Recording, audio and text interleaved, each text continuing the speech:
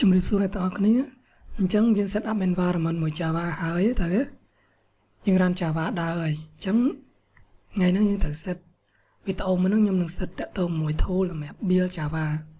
គឺតាក់ទងមួយ set up Android Studio មូលហេតុដែលខ្ញុំឲ្យ Android Studio យកមកប្រើដោយសារតែខ្ញុំចង់ឲ្យយើងនឹងមាន Android Studio ស្រាប់ព្រោះដោយសារ Android Studio នឹងយើងអាច compile ជាមួយនឹង Java Enterprise បាន Java Enterprise អាច Java ទូទៅដែលយើងសរសេរនៅលើ computer Windows លើអីលើ Mac អីហ្នឹងអញ្ចឹងយើងអាច build Java Enterprise បានអញ្ចឹងខ្ញុំឲ្យ download install Android install ឲ្យទៅដើម្បីឲ្យយើង friendly មួយវាយើងនឹងសរសេរកម្មវិធីសម្រាប់ support ជាមួយនឹង Android តែម្ដងអូខេអញ្ចឹងដើម្បី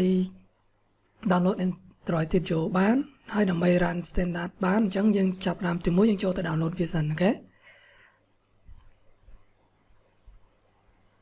អញ្ចឹងដើម្បី download យើងចូលទៅកាន់ Google យើងចូលទៅកាន់ Android Studio ហើយយើងចូល click លើ Android Studio មកវានៅក្នុង Android Studio របស់ Google តាមទៀតយើងយកពាក្យថា download នេះauto ទៅវាចាប់យកអីគេ Windows ណាយើង download មកហើយយើង accept លើវាមកយើង download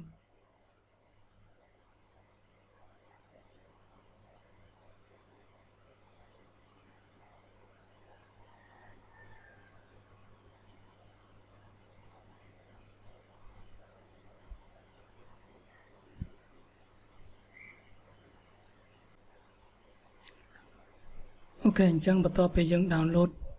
complete ហើយវានៅក្នុង download យើងនេះ Android Studio យើង open វាមក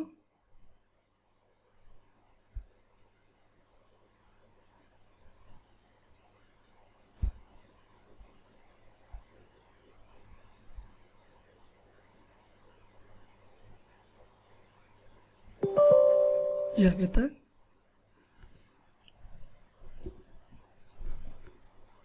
នេះវា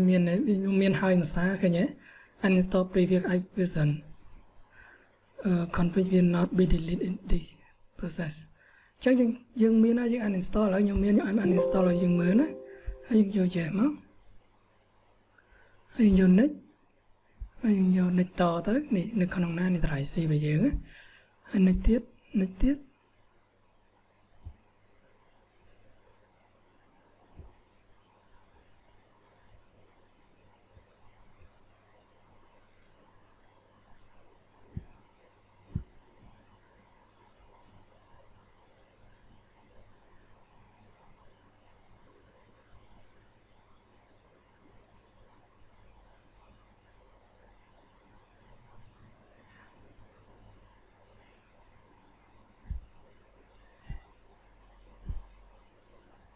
complete យើង next មកហើយយើង finish យើង launch វា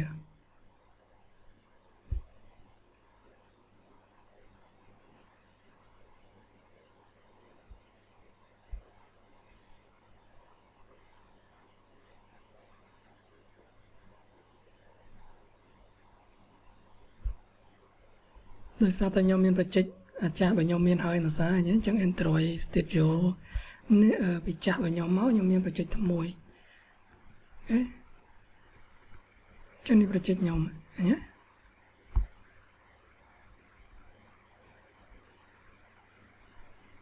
ចឹងយើងសាកចូលបង្កើតប្រជិចថ្មីមួយប៉ុន្តែខ្ញុំចង់ឲ្យបង្កើតប្រជិច Android Studio ថាវាដើរអត់ណាប៉ុន្តែគោលបំណងយើងមិនមែនសម្រាប់ Android Studio នឹងសម្រាប់ Android ឥឡូវហ្នឹងគឺសម្រាប់ Java Enterprise អញ្ចឹងខ្ញុំគ្រាន់តែចង់ដឹងថាវា work អត់វា work tool នឹង work ជាមួយនឹង run អីដើរអញ្ចឹងខ្ញុំបង្កើតតែយ៉ាងមួយសិនតែមកអញ្ចឹងរបៀប compile ជាមួយនឹង Java Enterprise ខ្ញុំនឹងប្រាប់របៀប build ជាមួយវាហ្នឹងអានេះខ្ញុំគ្រាន់តែធ្វើមកថាតើ tool របស់ Android Studio នឹងវាដើរអត់ទៀតយើងនឹងរៀនអាហ្នឹងយើងរៀន Android សរសេរភាសា Java ហ្នឹងជាមួយនឹងAndroid application តែនេះខ្ញុំប្រើ Kotlin ទេតែយើងនឹងនិយាយពីប្រើ Java មុនណា អ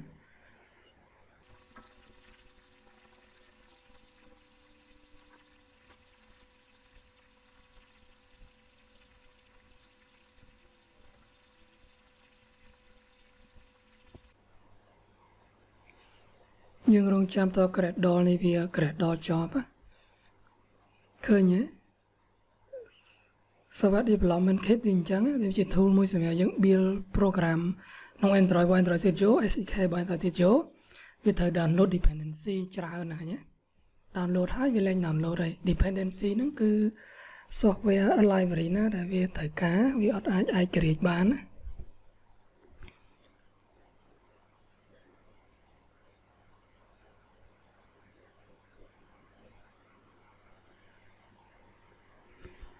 ចឹងនៅក្នុង line នេះខ្ញុំក៏ប្រាប់ទៅឃើញនេះមាន project មាន package នេះជា project standard ចេញមក project មកអញ្ចឹងហ្នឹង structure នៅក្នុង Android ទៀតចូល tool ទេតែជំនាញយើងសរសេរជាមួយនឹង Android យើងត្រូវការ Android នេះយើង select យក Android នេះមកអញ្ចឹង structure របស់ Android អញ្ចឹងយើងយក project នៃ structure របស់ project នឹង tool Android នឹង tool SDK របស់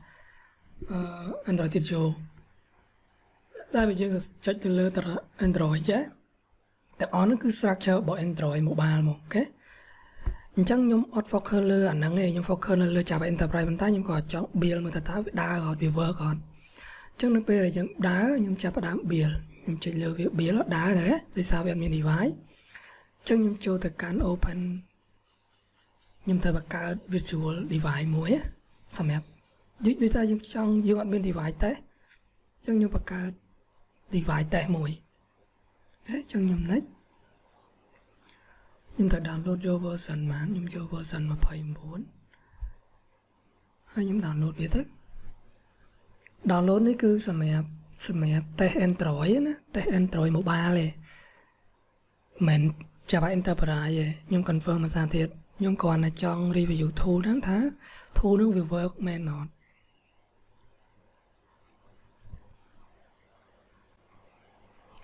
អូខេបន្ទាប់ពី download complete ហើយអញ្ចឹងខ្ញុំ select យក version ហ្នឹងខ្ញុំ next ទៅហើយខ្ញុំ finish ទៅ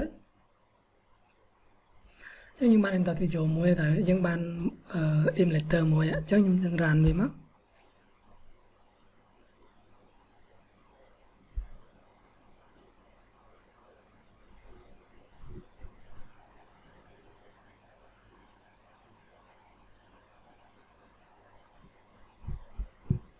អញ្ចឹងយើង start emulator យើងមក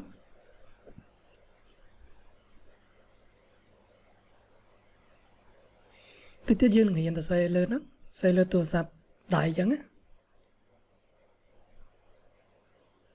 តែនេះខ្ញុំក៏តែ tool ឲ្យដើរសិនណាវាបើគាត់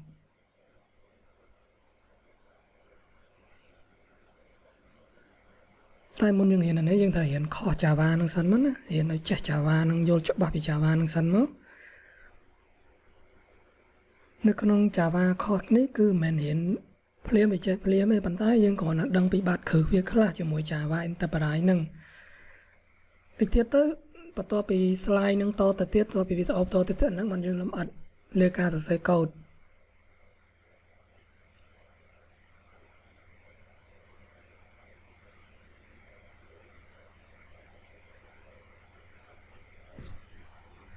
អូខេអញ្ចឹងយើង run ហើយអញ្ចឹងយើង start នេះយើង select យកនេះវិញ select យក pixel ដែលយើង emulator ដែលយើង create មិញហ្នឹងវាស្មើទូរស័ព្ទដៃយើងមួយបើយើងមានទូរស័ព្ទដៃយើងសើកមកវា load ឡើងទូរស័ព្ទដៃនេះ run time device ណាតែបើអត់មានយើងតេស្តនៅលើ device simulator device យើងក៏បានដែរណាហើយយើងចុច run debug អញ្ចឹងមកយើង run application ទៅចូលនៅក្នុង emulator វិញនេះអញ្ចឹងបើយើងមាន device មែនតើយើងសើក device មកយើង select យក device របស់យើងទៅហើយវា run app យើងចូលទៅកាន់ mobile ហើយអញ្ចឹង emulator វាស្មើនឹងទូរស័ព្ទ Spanish មួយសម្រាប់ developer សម្រាប់ develop software ជាមួយ mobile Android អញ្ចឹងខុសក្រោយយើងនឹងរៀនមួយពួកអាហ្នឹង អ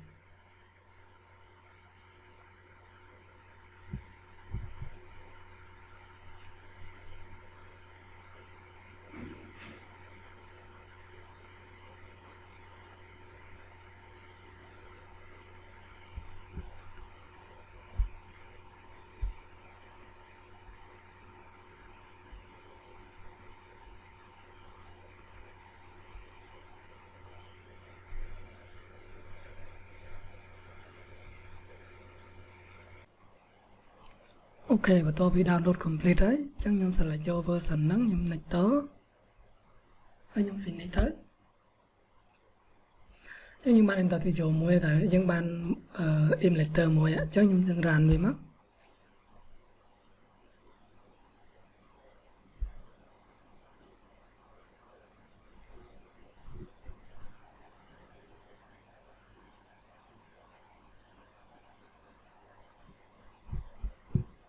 chứ nhưng start emulator dừng mất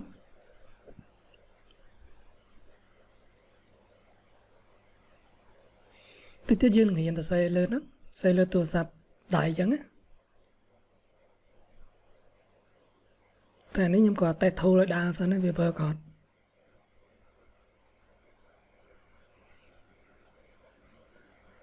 แต่มุนยังเห็นอันนี้ยังถ้าเห็นข้อ Java นึงสันมั้งนะเห็นในแชท Java นึงโยนจบแบบ Java นึงสันมั้งในขนม Java ข้อนี้คือมันเห็นเพลียไม่ใช่เพลียไม่ปันท้ายยังก่อนดังปีบาดคือเวียคลาจะมวย Java อินเตอร์ปรายนึงติดเทียเตอร์ปตัวปีสไลด์นึงต่อแต่เทียตัวปีวิดีโอต่อแต่เทียนั้นมันยังลำอัดเลือกการใส่โค้ด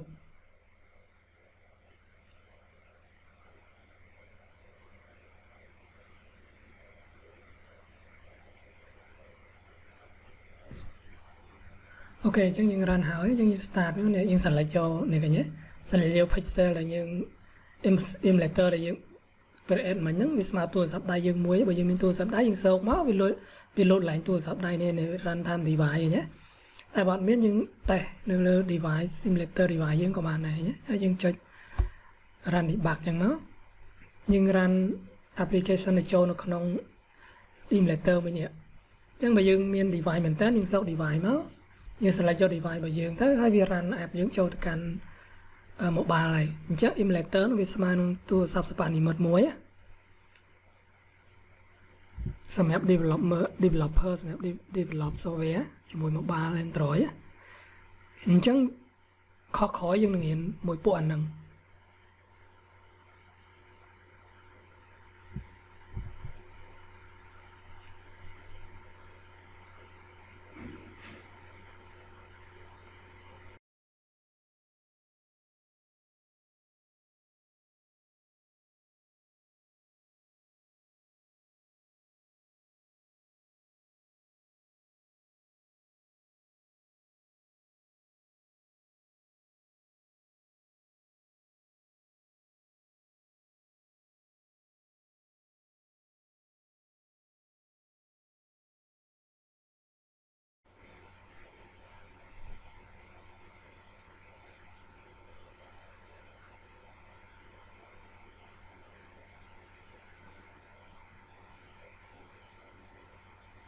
ok chẳng việc launch hái nó đá chẳng application đá chẳng tool chẳng đá nó ok ở con trán